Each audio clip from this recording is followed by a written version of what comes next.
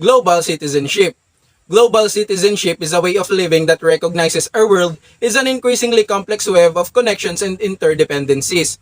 A world in which our choices and actions may have repercussions for people and communities locally, nationally, or internationally.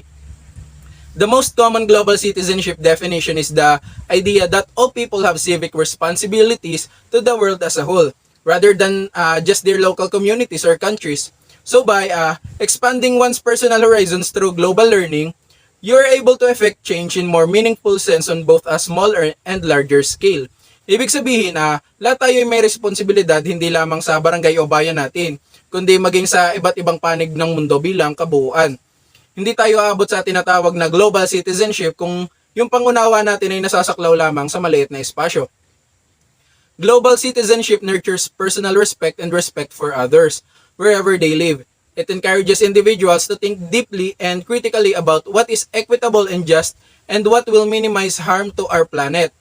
Exploring global citizenship themes help learners grow more confident in standing up for their beliefs and more skilled in evaluating the ethics and impact of their decisions. Ibig sabihin, we people should think not only for ourselves, but also for everyone, for others. Sa madaling salita, ang ibig sabihin na ang global citizenship ay isang kamalayan sa pagkakaugnay ng mga tao, lipunan at kapaligiran sa buong mundo. Binibigyan din dito ang mga responsibilidad at kontribusyon sa isang pandaigdigang lipunan at ekonomiya. What is a global citizen? Kung ang global citizenship ay sinasabing way of living, ang global citizen naman ay tumutukoy mismo sa ating mga tao. Yung tinutukoy na global citizen is someone who understands how the world works and respects and values diversity. It is an individual who is aware of their role in the wider world and fights social injustice at local and global levels. Global citizens are creative and proactive, able to think critically and make informed decisions about what is just. Ibig sabihin, kung tayo o ang isang tao ay nauunawaan kung paano tumatakbo ang mga sistemang mayroon sa mundo, binibigyang respeto at pinahahalagahan ng pagkakaiba-iba, ay matatawag siya o tayo na global citizen. Para mas madaling maunawaan, a global citizen is someone who is aware of the wider world and has a sense of their own role as a world citizen. Global citizen is someone who respects and values diversity. Global citizen is someone who participates in the community at a range of levels from the local to the global. Global citizen is someone who is willing to act to make the world a more equitable and sustainable place and takes responsibility for their actions. Kung nagtataglay ka ng mga katangiang nabanggit ko, isa kang global citizen. Ito ay isang halimbawa pa. Alam natin na ang kultura ng ibang bansa, specifically Korea, example lang to, pagdating sa paggawa ng mga movies, alam naman natin na iba yung kultura nila dito sa atin sa Pilipinas. Ibig sabihin, global citizen tayo and we refer sa tinatawag na global citizenship. Yun ay kung alam natin yung kultura nila at yung kaibahan nun sa kultura na mayroon tayo. To sum up ay, kung ang isang individual ay alam ang kanyang mga tungkulin bilang isang mamamayan, mayroong respeto at sapat na kaalaman tungkol sa iba't ibang tao at kanilang kultura sa iba't ibang panig ng mundo, matatawag siyang global citizen at dito na papasok yung tinatawag na global citizenship. Why is global citizenship education needed? Education must be only a transmission of culture but also a provider of alternative views of world and strengthener of skills to employ them by Jerome S. Muller, which the connected and independent nature of our world, the global is not out there, is a part of our everyday lives, as well are linked to another on every connected social and culturally throughout the media and telecommunication, and throughout travels and immigration, economically through trade and environmentally throughout sharing one planet, and politically through international relation and system of regulation. Global Citizenship Education, or GCED, aims to empower learners of all ages to assume active roles both locally and globally in building more peaceful, tolerant, inclusive, and social society. GCED is based on the three domino of learning: cognitive, social, emotion, and behavior. Cognitive and knowledge are thinking skills necessary to better understand the world and its complex social emotional value, attitude, and social skills that enable learners to effectively, physically, and physiologically enable them to learn together with another respectful and peaceful. Behavior, conduct, performance, practical application, and engagement. The key learner attributes, topic, and learning object suggested in CGED are based on the three domains of learning mentioned above. They are inflected and integrated into the learning process. The opportunity of our fast-changing globalized world offers young people are enormous, but so too are the challenges young people are intellected to educational and equipments them with the knowledge, skills, and value they need in order to embrace the opportunity and challenges that encounter and to create the kind. What are the value of global citizen? The value of global citizen need to be shaped by the community as whole but may incorporate some or all of those identified by international bodies such as the United Nations Human Rights, Gender, Equivalently, Equality, Poverty, Elevation, Sustainable, Worldwide. Economic growth are the sum of should be at the first of global citizenship, as well as the prevention of cultural diversity and religious tolerance. As a global citizen, we should strive to prevent war and do our utmost to be restore peace in areas of conflict around the world. While international agreements and ethics of address some of these issues formally as global citizenship, we have a responsibility to uphold them in our everyday action. We may be far from having global policies that support these values and institutions that can enforce such policy with accountability and transparency. But a global citizenship continues to rise with are moving in the right direction. Diversity, independence, emphasize, and perspective are essential value of global citizenship. Global citizenship harness those values and are equivalently positioned to contribute in multiple contexts, to be local, nationally, and internationally, without harming on one community to benefit of another. What are the impact of global citizenship? Global citizenship can have far-reaching benefits not only for individuals at a local scale but also humanity as a whole.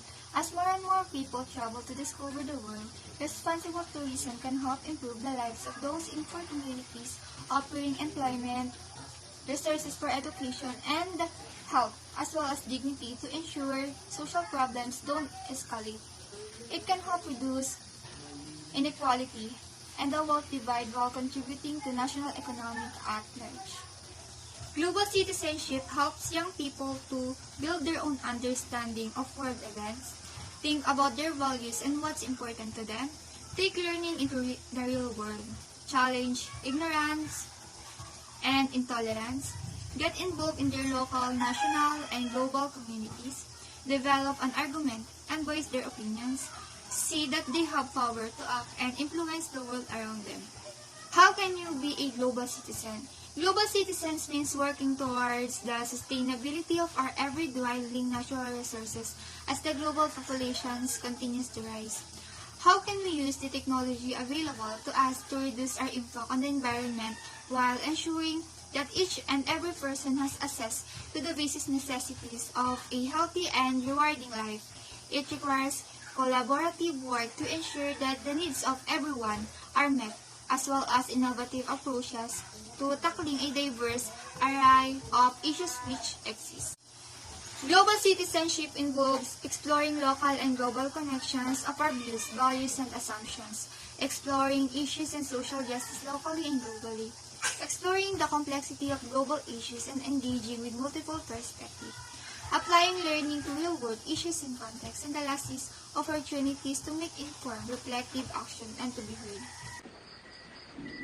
Hello everyone, my name is Aldrin Angelo B. Pasco from BSHM 3C. My topic for today is how to create a global citizens. Assign a globally minded project, volunteer, go to an international festival, start a cultural awareness club, host a cultural day at school, go to an ethnic restaurant, host a potluck, take on a service learning project, travel abroad. Assign a globally minded project. It can be a self-fulfilling prophecy when kids believing they can't affect the problems facing the world. Sometimes, all it takes is make them believe that they can make an impact to inspire them to do something amazing. No matter what subject you teach, you can assign your student a project that challenges them to find an issue facing the global community and propose a solution that can help make things better. In the words of Henry Ford, if you think you can, or you think you can, you're right. Volunteer. Volunteering your time to help a worthy cause has a ripple effect throughout a young person's life, from instilling a sense of gratitude and perspective, to meeting new people, to building new skill. The list goes on and on.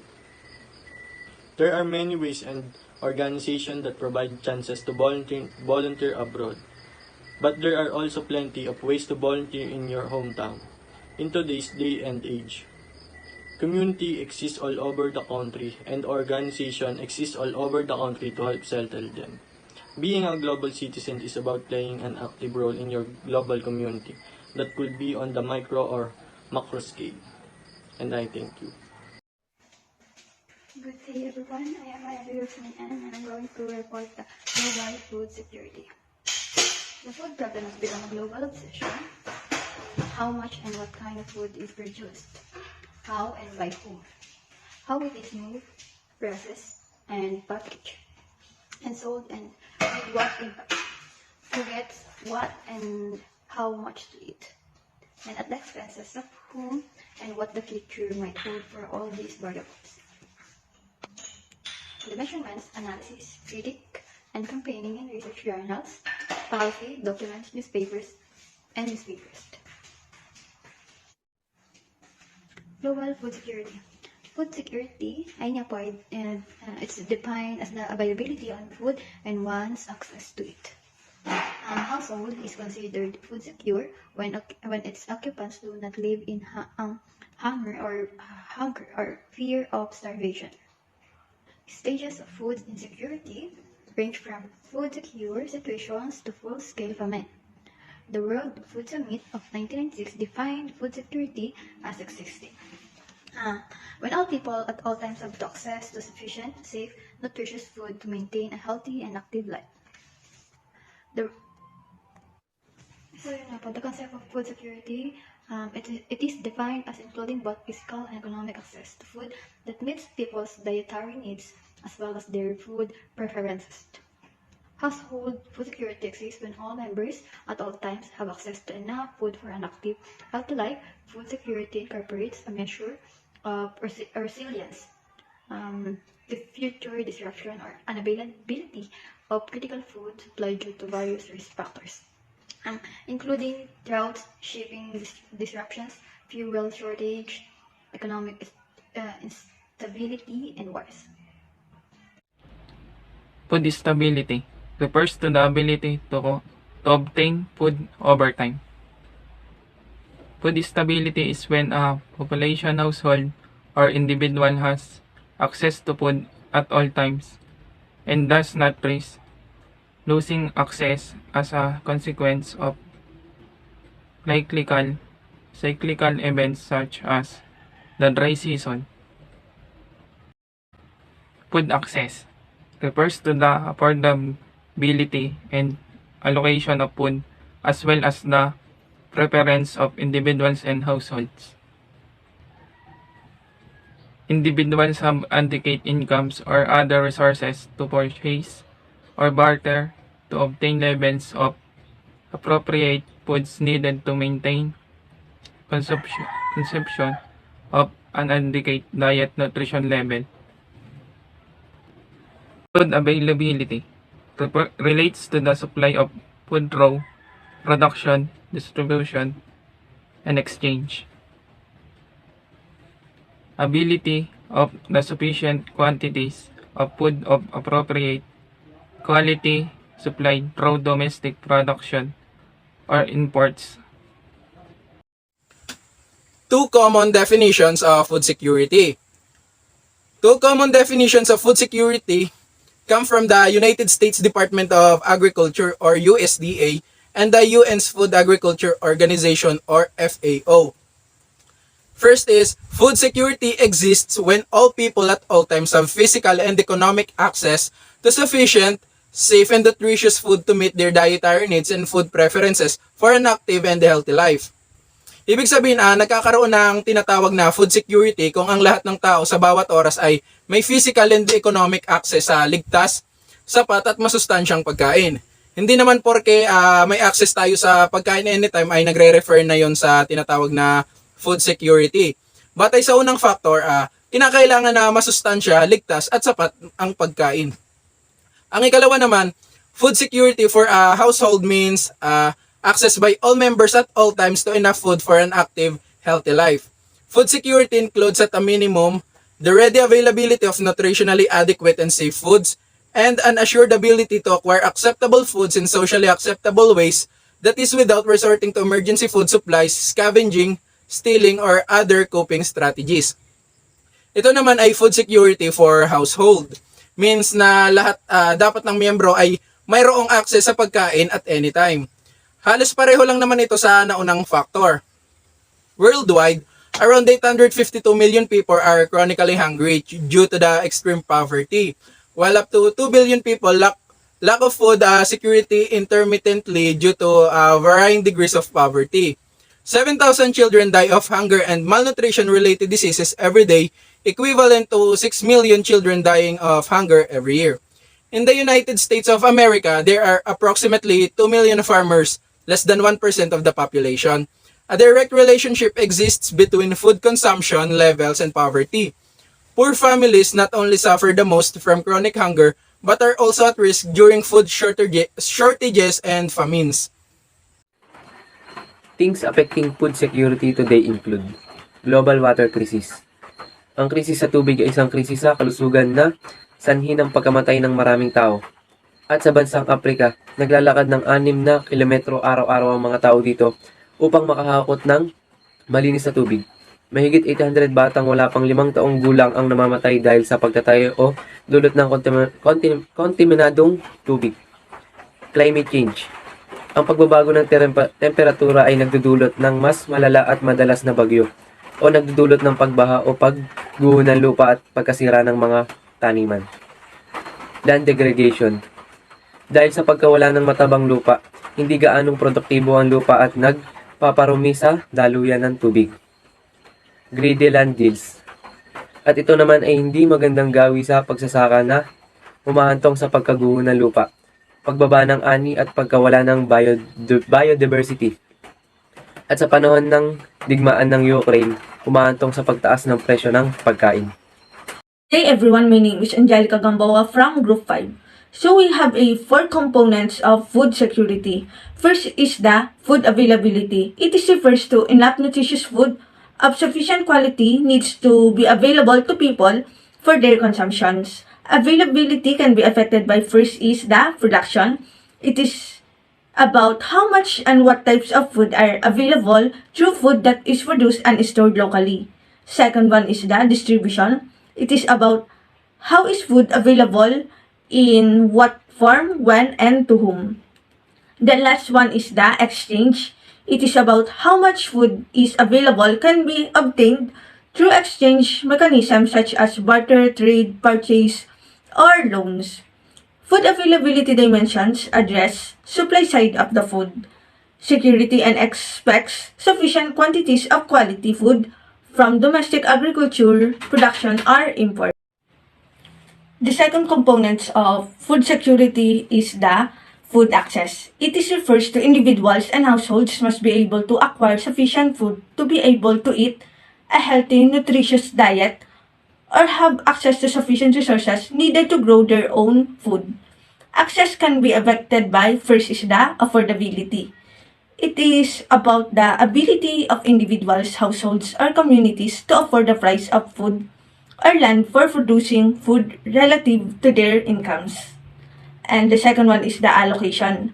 It is about the economic, social, and political mechanism governing when, where, and how food can be accessed by consumers and on what terms. For example, food may be unequally allocated according to age and gender within households. And the last one is the preference. It is about social, religious, and cultural norms and values that influence consumer demand for certain types of food. Religious prohibitions or the desire to follow a specific dietary.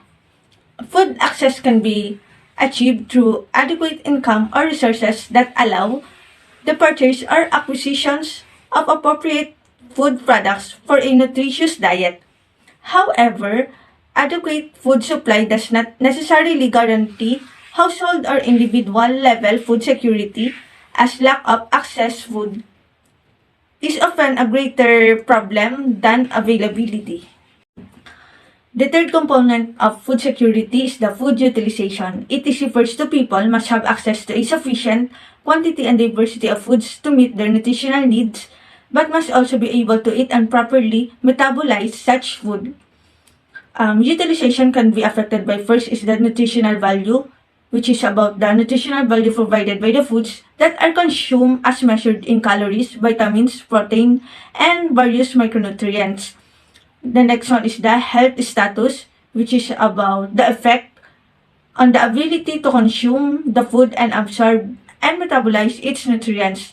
Third is the food safety, which is about to access to food free from food spoilage or from toxic contaminations introduction during the producing, processing, packaging, distribution, or marketing of food, and from foodborne diseases such as salmonella. And the last one is the preparation and consumption. It is about the resources, knowledge, and ability to prepare and consume food in a healthy and hygienic way. Food utilization, it is refers to the process through which the body utilizes various nutrients in the food.